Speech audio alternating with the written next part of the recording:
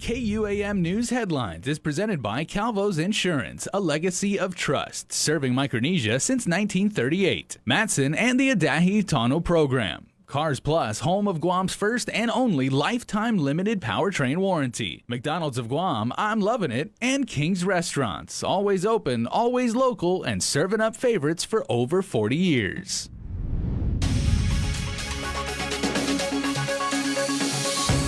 Coming up on Primetime, appeal hearings for those challenging the denial of their unemployment claims is set for the middle part of October. Plus, some DoD medical staff will stay a bit longer to help out the Guam Memorial Hospital. And starting tomorrow, Rev and Tax will accept applications for the Ajuda y Mangafa program or the Help for Families Act. Hafide, good evening, everyone. The first weekend of the return of many non-essential businesses saw customers flocking to certain retail outlets. You may have seen the social media posts of the long line of customers waiting to get into Ross. Guam Premier Outlets General Manager Monty Mesa says they were there to help with crowd control.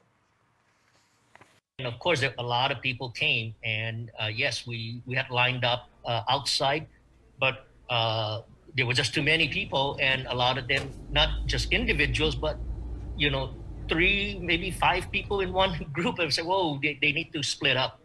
And my team readjusted for that. And, we added more security people to help Ross control the line. And he says, obviously, there was a lot of pent-up demand among shoppers who were isolated in their homes for weeks. Call it some much-needed retail therapy. Public Health also showed up and told managers they should advise customers they could also wait in their cars. Mesa says they're making adjustments. Today, you'll see that there'll be one person on each of the 6 foot. Even if they're family, they'll just have to take, 6 lines if there's 6 people, because we can't have them bunching up. And we learned from that, and we'll continue to adjust, and hopefully, Ross will still be there, and we know people are pent up demand. They will want to get in line first to get the new products that have been put out, because they did do a lot of work to unload a lot of containers. Mesa says they hope and appreciate if customers can understand and adhere to all the social distancing measures. For Guam's News Network, I'm Nestor Lecanto. An update on PUA. Appeals hearings for those who are challenging their unemployment claims denial are set to begin in mid-October. Labor Director David De La Sola says the hearing notification letters are being sent out now. And as these letters are going out, more may be coming in, of course. But I believe there was 70 appeals the last time I heard, and they're scheduling about maybe anywhere from 10 to 20 a day. And we'll see how it goes. As far as the timing, as we start initially having them, we'll make adjustments accordingly. He says Zoom virtual meetings can also be scheduled. GDOL has been conducting mock hearings for staff in preparation. Meanwhile, notice letters have also been sent out to about 150 to 170 claimants who were overpaid for various reasons. Those claimants will have to make arrangements to pay the money back. The overpayment cases can also be appealed. United Airlines is the first U.S. airline to launch a COVID-19 pilot testing program for travelers. Starting October 15th, passengers from San Francisco to Hawaii have the option to take a rapid test at the airport or a self-collected mail-in test 72 hours ahead of their trip. In a news release, the airline said it worked closely with Hawaii officials to ensure that customers who test negative would not be subjected to the state's current 14-day quarantine requirement. In a statement, United said due to SFO's flight volume to Hawaii and gateway to many international destinations, it's the ideal airport to begin COVID-19 customer testing. Customer testing will be critical to reopen travel from the U.S. to many international destinations while increasing domestic travel. As we better understand customer testing needs and preferences, our primary goal is to expand our testing program to our hub airports as soon as possible. The most recent petitioners released early from the government quarantine facility, the EK family. The family of 6 was traveling to Guam to join their mother, Raquel, in mourning the loss of her parents. As reported, her parents were the island's 23rd and 32nd COVID-related deaths. After spending nearly 2 weeks in a government facility, the parties reached an agreement, and over the weekend, the family was released to home quarantine. However, Attorney Terlahi has filed a motion to compel in the case for pending matters that remain unresolved regarding public health failing to produce certain documents. The documents include presenting data and statistics on any relationship between positive COVID-19 tests of passengers and proof of tracing positive tests from arriving passengers from March 12th through September 25th.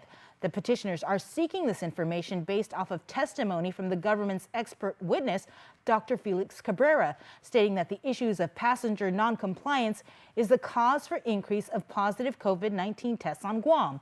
Additionally, the court asks the government to call Head of Public Health Action Team, Dr. Michael Cruz, to testify in determining whether or not the government quarantine is mandatory and reasons for the requirement.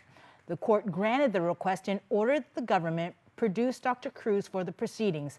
The petition hearings continue tomorrow morning. Starting tomorrow, the Department of Revenue and Taxation will start accepting applications for the Azuda e Mengafa program, or the Help for Families Act. The program provides $500 payments to eligible families with young adults, students, and disabled individuals that may have been overlooked in local and federal stimulus programs. Revenue Tax Director Daphne Shimizu. I'm recommending for everybody to please make sure that if you are eligible, that you go ahead and you submit your application as soon as possible.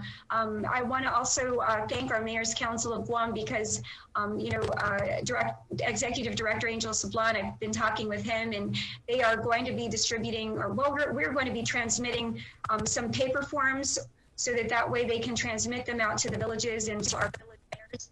We can get those out for those people who don't have access to the internet or a computer, they're able to get to their mayor's offices. The local stimulus program is supposed to be funded with federal CARES Act money. Starting tomorrow, people can go to DRT's website to download the application. The deadline to apply is November 12th. Meanwhile, with Guam under a new modified PCOR 1 status, Revenue Tax officially reopened its doors today, but by appointment only. As for the latest numbers, which were released by the Joint Information Center Saturday night, out of the latest 463 samples ran at various labs, 68 returned positive. This brings Guam's COVID case count to 2,354 island residents who have been infected. 644 people are actively fighting the virus, while more than 1,600 have recovered. The COVID census at the Guam Memorial Hospital for today shows 27 COVID patients hospitalized, with 9 of those patients receiving ICU level of care. 7 of them are needing ventilator support. In this more relaxed version of PCOR 1, it is absolutely crucial that we all do our part to contain the virus. Stay home as much as you can, wash your hands, practice social distancing, and of course, wear a mask. Members of a medical team deployed to the island will stay on a little longer to continue to provide much-needed critical help to the Guam Memorial Hospital. GMH Administrator Lillian Posadas received the good news over the weekend that an extension has been granted for part of the team. 9 of them will stay back.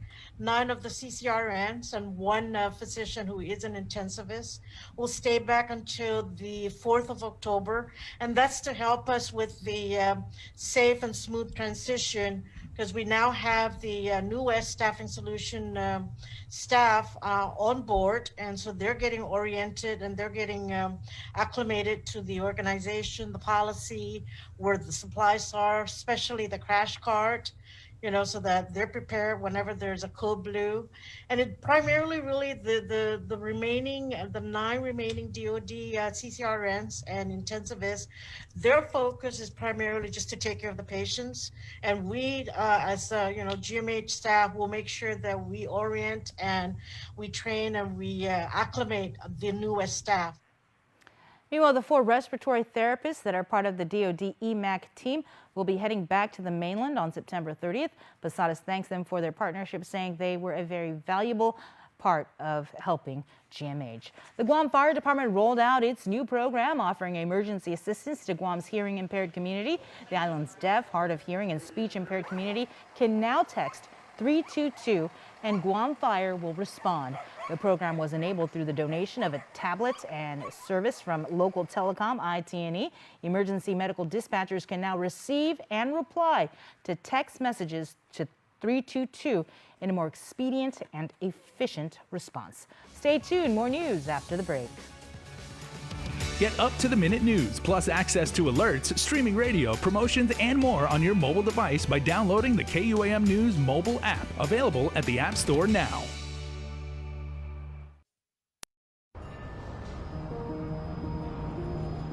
It makes myself and it makes my team members very proud to work for an organization that has been on island for many years with its focus on reliability, dependability, and commitment to the communities that they operate in. Matson's a great corporate citizen to the community. We all benefit from any sort of environmental commitment we make. One of the ways that we do that is with our Adahi Utano program. There's action behind it, and so action breeds commitment. With the Kaimana Gila coming to Guam, this brings a new age and modernization to the island. It's exciting for me because it's a brand new ship and we can carry more freight into the islands. It just shows growth for Guam and Micronesia. Matson would be nothing without its customers, and we hope to continue to serve you for decades to come. Our new McDonald's Spicy Chicken McNuggets are just the right amount of spicy. A small to medium Sprite kind of spicy. Let's get a McFlurry after this kind of spicy. But if you get the mighty hot sauce, it's a napkins for foreheads now kind of spicy. This came from McDonald's kind of spicy. Because our Spicy Chicken McNuggets, breaded in tempura and made with cayenne, are just the right amount of spicy. Unless you remember what I said about the sauce. Ba-da-ba-ba-ba. Social distancing may be the new norm, but connection will always be our tradition. Through good times and tough times, we remain connected with you. Masks may be the new fashion, but protection will always be our style. You can always count on us to protect the things that matter the most. Sanitizing may be the new routine, but caring will always be our practice. We care about your loved ones and the things you value the most. And as we welcome our new normal, one thing remains certain: we will always be here for you. We're open and ready to serve you. Calvo's Insurance, a legacy of trust.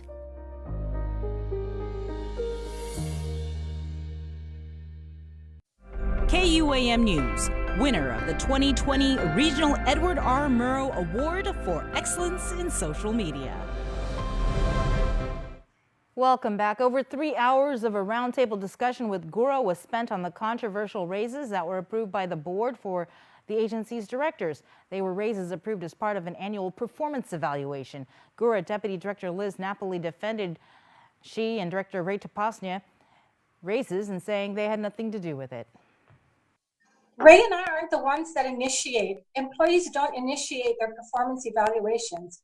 That's an HR function. So even when it happens, it's like, oh, really? We have to get a performance evaluation? That's not something I think about. It's not something he and I planned. It's something initiated by HR. So she was following through on her mandated duty. So I would just like everybody out there to know, this is not something the director and I initiated, okay? Someone was doing her job. The board members were doing their job. And I just really take offense to all the disparaging remarks made against the board members and our staff who were just doing their jobs. So, you know, I guess we'll leave it up to, you know, the legals, right? To determine where we're going to go from this point forward. Nothing has been paid out. Everybody was just trying to finish the paperwork within an audit fiscal year ending. And that's it. The GURA board last week did not vote to rescind the pay adjustments because it would go against the agency's rules and regs, which are different from other government agencies. During the roundtable, Senator Tello Taitagwe asked the executive director, Ray Tapasnia, to respond to Public Auditor B.J. Cruz's comment that he was a man that can lie with a straight face. Tapasnia asked that she be muted because Chairman Joe San Augustine at the onset said the roundtable would not be personal. Amid a $15 million budget cut, the Guam Education Board passed a resolution outlining its spending priorities, and a bulk of their $208.5 million budget will go to ensuring there are certified teachers for every classroom, allied health professionals, and providing a healthy, safe, and sanitary learning environment. In terms of cuts, Superintendent John Fernandez has been authorized to implement severe austerity measures that could include a freeze on hiring and OT, as well as reducing the scale of essential contracts and services. Despite repeated requests, Gov Guam will not get a seat at the freely associated states compact renegotiation table. Guam is seeking more than $1.5 billion in reimbursement for costs associated with FAS migration. But in a recent press briefing, the U.S. Interior Department made clear that the ongoing talks are between the federal government and the FAS only. Assistant Interior Secretary Douglas Dominich, speaking at a virtual press briefing Friday hosted by Gary Sword of CNMI Radio, was asked about Guam's bid for representation at the talks as the jurisdiction most heavily impacted by FAS migration. I'm aware that Guam has made this request. Their interest has primarily been related to compact impact funding. And the problem is compact impact is not really part of the negotiations. So there wouldn't be any benefit to them actually being there. This compact is between the United States and each country separately. But Guam has estimated it's spent about $1.5 billion in direct costs for public service, or an average of $150 million a year, since FAS citizens were allowed visa-free entry. Since 2003, the federal government has allocated about $30 million a year in total for all impacted jurisdictions. Guam has received the largest portion, but only about $15 million annually. The expense of compact migrants in each of the areas is very high, and Guam has expressed concern about this. It's a top concern to us as well, and it's something we hope we can address in the eventual bill that is presented to Congress. But we need to get beyond the negotiations before we can do that. Assistant Secretary Dominich and FSM Ambassador Karen Stewart are leading the compact renewal negotiations, which began in May. Interior has said it hopes to wrap up the talks by the end of the year. For Guam's News Network, I'm Nestor Lecanto. In regional news, the CNMI records one additional case of COVID. The individual was identified through travel screening and confirmed positive through testing upon arrival. The individual is now at the government's isolation facility and contact tracing has begun. To date, there have been only 70 confirmed cases of COVID-19 in the CNMI since March. Of those 70 cases, 63% were identified through port of entry screening procedures, 14% were identified through community contact, and 23% of the cases were identified as a known contact. The Guam Election Commission heads back out in the field. Over the weekend, residents were allowed to vote in Maritzo. This weekend, the GEC will post up at George Washington High School in Mangilao. Registered voters, regardless of where they are registered, will be able to cast their ballot at the GW Gym from 9 a.m. to 4 p.m. this Saturday, October 3rd. GEC Executive Director Maria Pangilinan reminds everyone to bring a blue or black pen, wear a mask, and adhere to their social distancing guidelines. The Guam Election Commission will do our best to minimize the spread of COVID by sanitizing frequently touched spaces before and after every voter. We will sanitize the gym before we start, and we will sanitize the gym before we leave. You can still vote at the GEC's office in Hagåtña during the week, but must call 477-9791 to make an appointment. For more information about GEC's safety protocols and in-office voting schedule, go to gec.guam.gov.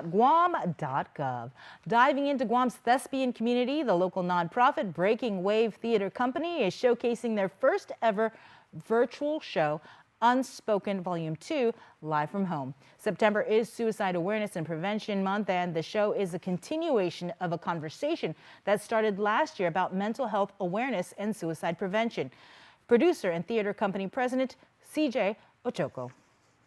Breaking Wave really believes in using theater for social causes, and with that in mind, we always try to give shows that kind of have a message And we wanted to make the conversation about mental health something that was accessible, because it's something that's a little bit difficult to talk about, but is really important to talk about. The show will feature a broad range of plays, songs, and monologues. The cast and crew have worked entirely through virtual communication in the safety of their home, so they can enjoy it in yours via Zoom. Director Joyce Torres. I think there's a lot of moments where we're all going to go, oh my goodness, I think that's either me or I definitely know someone that's going through that. And I'm not going to say it's going to be a fun time the entire time, because it gets a little deep, but it's definitely relatable and necessary. Unspoken Volume 2 Live from Home will be available to restream tomorrow, September 29th through October 4th. To donate to Breaking Wave or to purchase tickets, visit their website at bwtcguam.com. The show is a pay-what-you-can donation. Dave Delgado catches up with local NFL fans in the Fanatic Zoom Zone and talks about their love of the game and predictions for the season.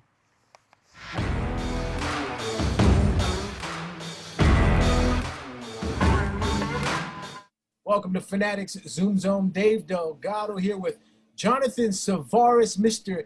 Seattle Seahawks himself. Tell us when the love for your team first started. You know, I used to live in Washington, and the team is bigger than just the sport. It's about the community. And when I realized that, you know, I fell in love with the team because it is more about a whole community aspect than just individual players. It's about taking care of each other. Game day traditions.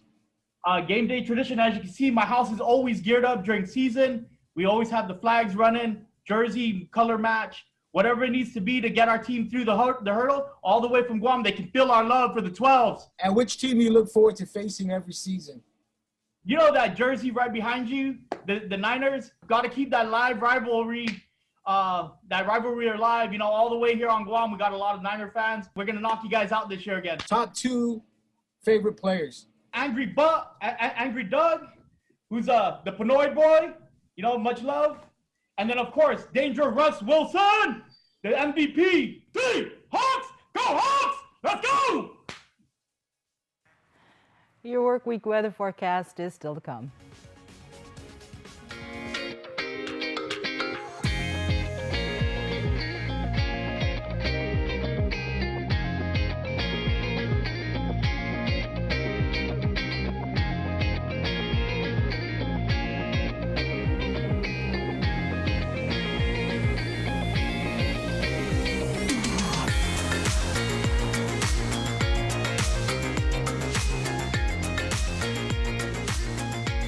Your community calendar is brought to you by Taco Bell. Whether it's your first meal or your 4th meal, we've got you covered. Taco Bell, live Mas.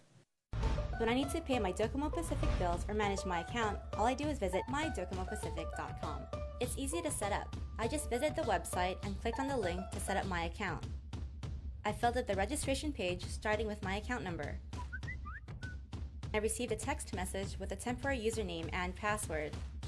After making initial changes on my security settings, I'm in!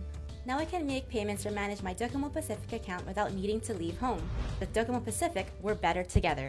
As a kid, your dad always taught you new things. As an adult, he probably still does. Pedro just got his very first paycheck from his very first job. The only trouble is, he's not sure exactly how to deposit his check into his account. But Dad, as usual, knows exactly what to do. Using a Bank of Guam tutorial, Dad teaches Pedro how to access his money without ever stepping foot in the bank. There are many ways we can show our love, and teaching is one. Find easy-to-use online banking tutorials at bankofguam.com or on our Instagram and Facebook pages. Bank of Guam, member FDIC.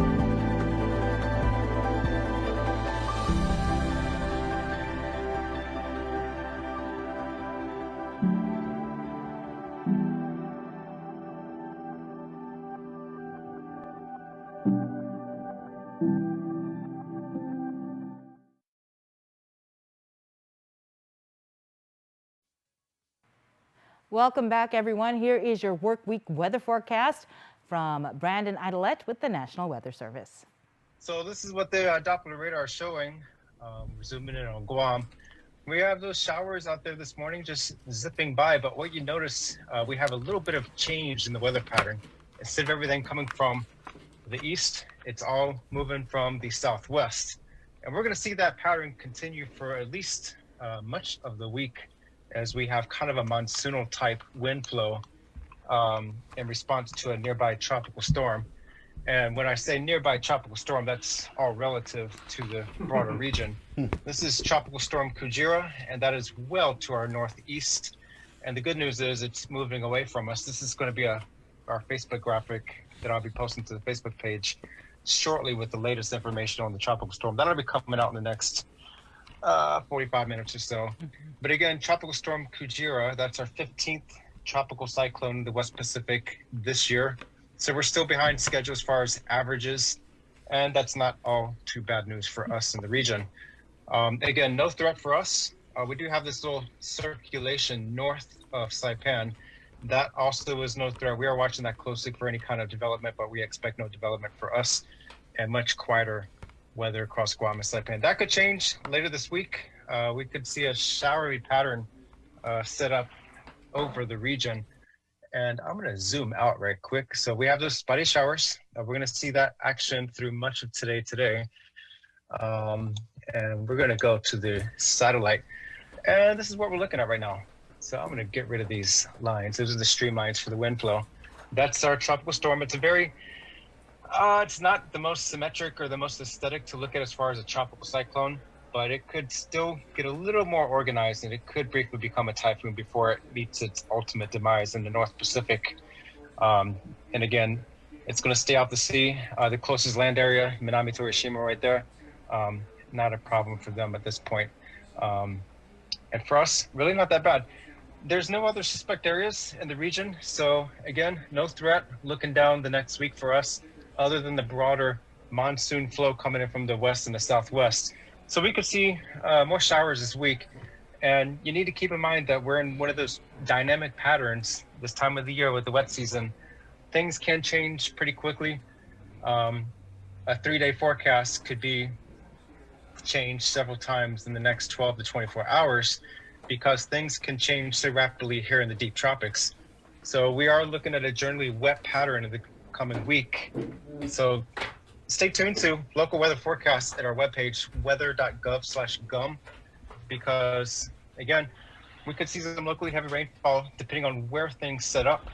This is the tropical storm track moving generally towards the north-northwest, and then it's going to curve up to the north and then the northeast, well into the North Pacific.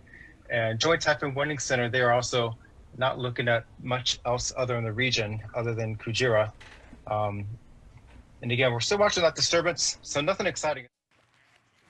Birthday shoutouts are next. Keep it here. With Grand Marnier, you'll dare to put a twist on the traditional.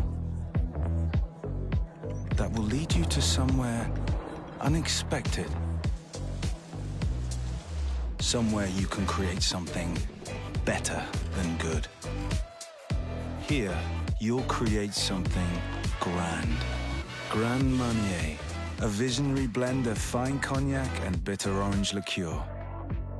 Live grand.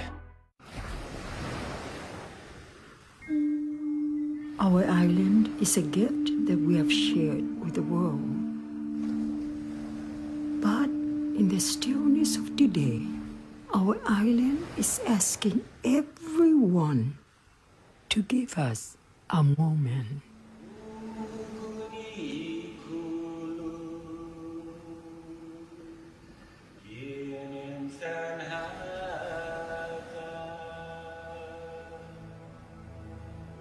To be with our family,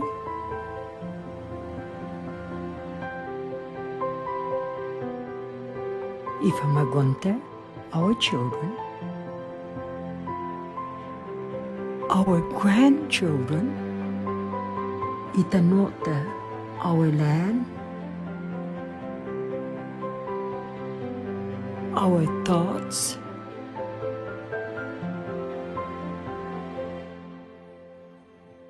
to be creative.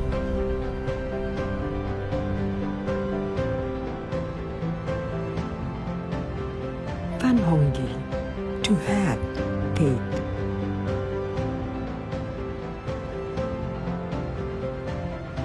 To be with the things we know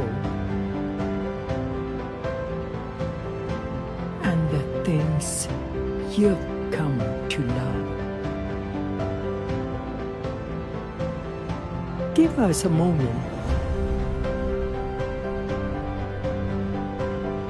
and we will share one together soon.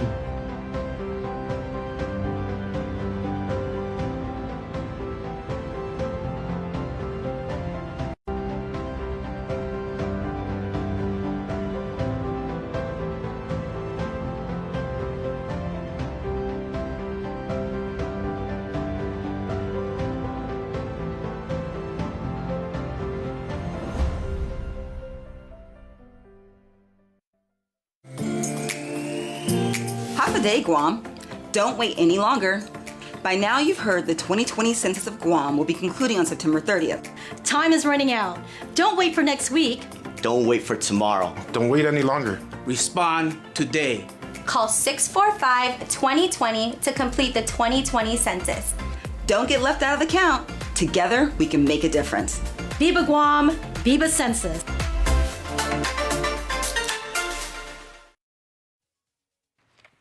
Welcome back. We wrap up the news with your birthday shoutouts.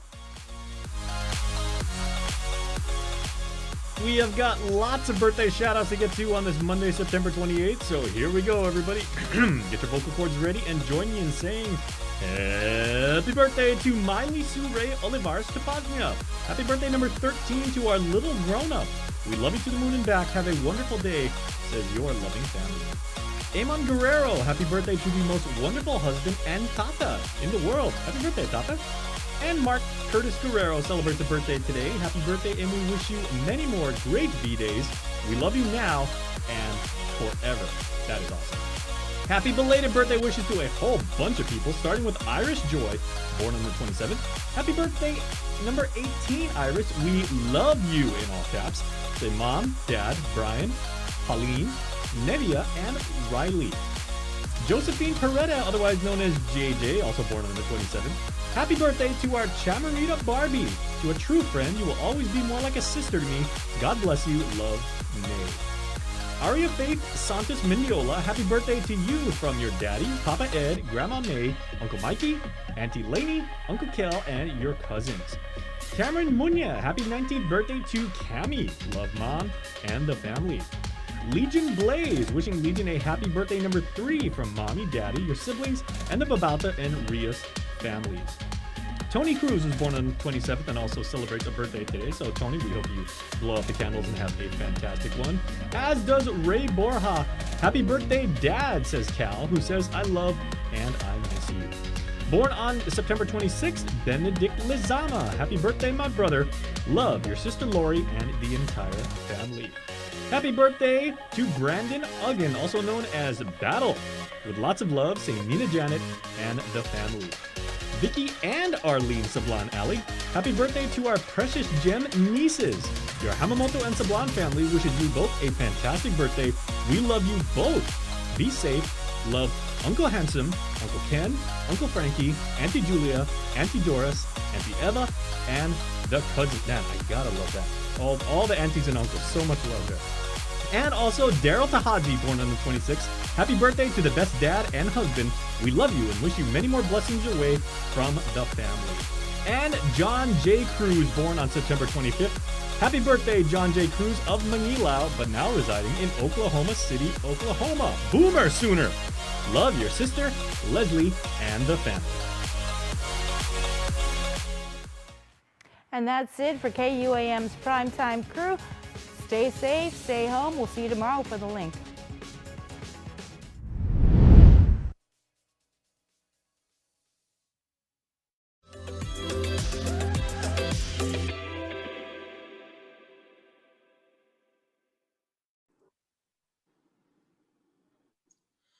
All right, half a day, and welcome to another episode of KUAM News Extra from my home. It's been